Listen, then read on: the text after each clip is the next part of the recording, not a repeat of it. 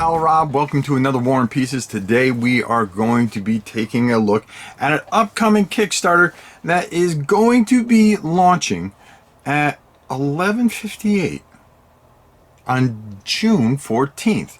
And that is 2 minutes to midnight. Get it? 11:58. We're going to be taking a look at this. This is a game that is going to be covering it's going to be covering the Cold War from the end of World War II all the way up to the Soviets dissolving.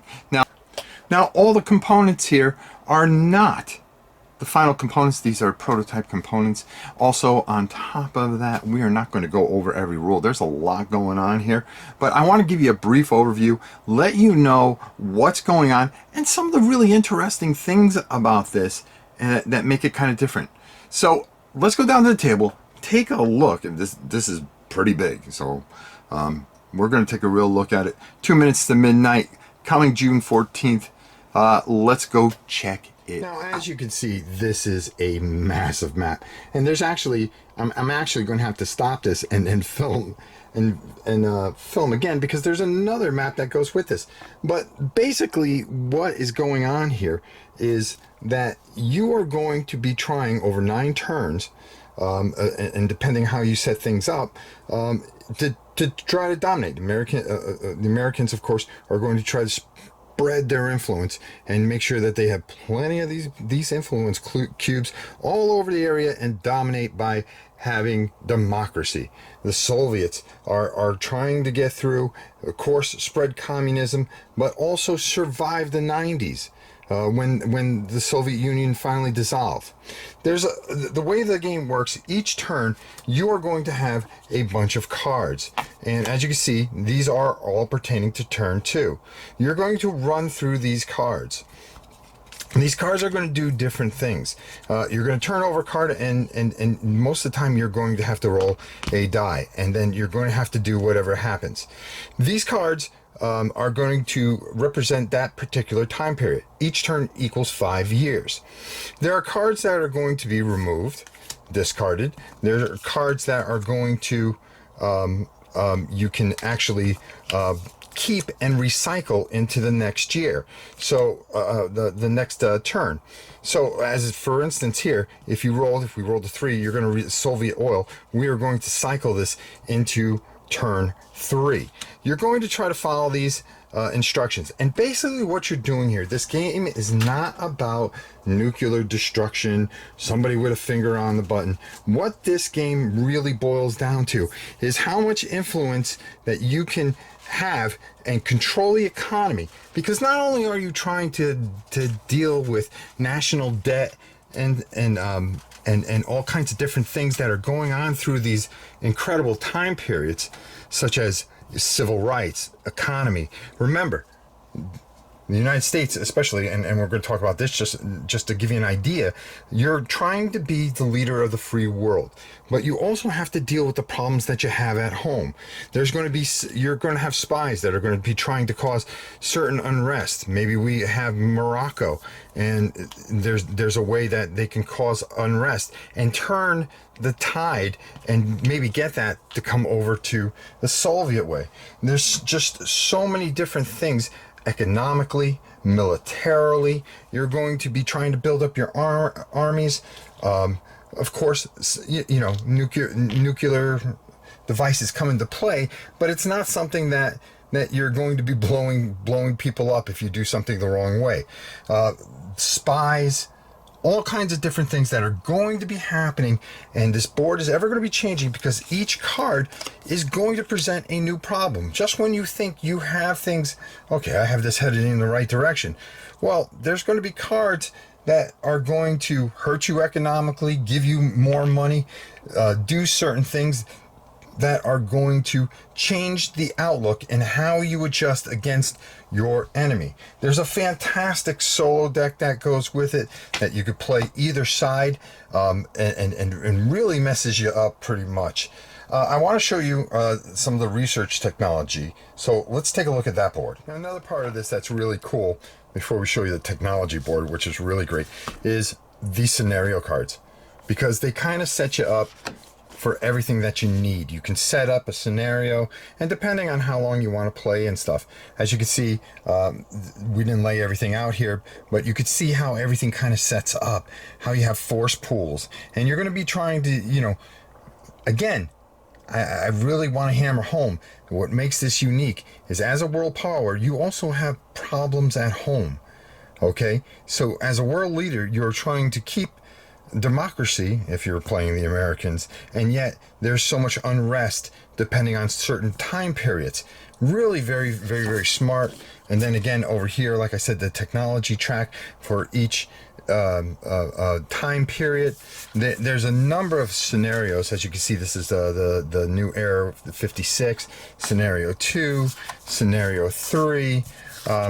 Again, just some fantastic learn to play introductory scenario that really works well, and a bunch of beautiful play aids. One for a 2-player game, and then a couple for the solo variant, where we were talking about the solo deck that does a lot of things here, depending on whether you want to play the United States or the Soviet Union. Now let's take a look at that technology board. Now this board is over the other board, and this is your technology research. So you're going to see where you're going to be trying to advance your technology, farming, things like that. You're going to be allotted a certain amount of money each turn. As I said, as these cards continue to come out, there's going to be more different events that you're going to have to deal with throughout the turn, that you have to really kind of think and be very careful not to go one way, because just as easy as it can come, another card can come out and wow, just really mess things up. And it's random enough that it's not, you know, you look at that card and you go, okay, I've dealt with that card. No, you have to roll a die, and there's a different event on each one of those cards. So the replayability is through the roof. You're going to be trying to progress all the way to get and win the game. Of course, once you hit that star, you're going to win. And of course, on the other side, with the Soviets, there's the same thing. They're trying to get to the sickle so they can win the game. Again, dealing with all these countries, all their problems, all their rebellions, and then on top of it, dealing with tech theft. Okay, and then, you know, your strategic outlook on how you're going to do things, industry, navy, land, space. There's a lot for a world leader to deal with. Can you deal with the problems through the ages and come out on top? And that's something very unique that we don't see a lot. Usually it's, oh, Cold War? Well, let's try to prevent them from pushing a button. Nobody wants to push a button because nobody wins in a nuclear war. And that, I think, is really unique for Cold War games. So let's send it up top and get my final thoughts on 2 minutes to midnight. All right, 2 minutes to midnight. Let me tell you something. The thing that really interested me about this is when you talk Cold War, the main focus is always on this nuclear, you know, who's going to push the button first, who's going to be pushed over to push the button, you know, the missile crisis, how close we came to nuclear disaster. There's no winner there, okay? And that this game does, you know, of course, there's a nuclear element due to the development of it and how it plays into the game. But what this game, what I get from it is that it's really about the two leaders, okay, and how they negotiate and take care of different types of problems throughout the world while maintaining their both the dominance. You know, the United States, of course, they want the world to be full of democracy, and the Soviets, of course, as you know, wanted communism.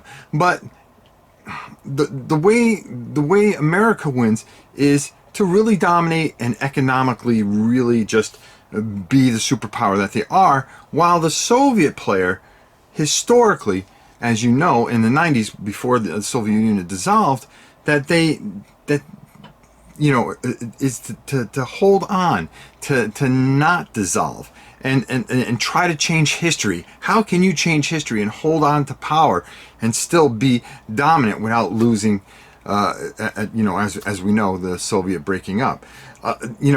Working with different companies, different events, the cards and how they work, and how where you think you're going one way, and then a card turns over, and now you got to rethink things because number one, oil production is a big thing. Your economy that you have to deal with, and it more focuses on the leader. I think it's very, very interesting. I would love to play this with a whole bunch of people. You can play the full game, 9 turns, which would take you probably anywhere. It's an all-dayer, or you can shorten it down. There is a great solo element to it, which does very, very, very, very well. I think this just works. I tried playing a little bit with both sides at the same time to get a 2-player feel of it, but the real strength for me was seeing how it played solo, where you don't need anybody, honestly, and it does very well at that. So June 14th, 11:58, the Kickstarter starts. It'll go for, I believe, all the way up to July 8th. And make sure you make this fund, because I guarantee you this is something that's very interesting, and I think you would like very, very much. Until next time, it's your old pal Rob for War and Pieces. We'll see you soon.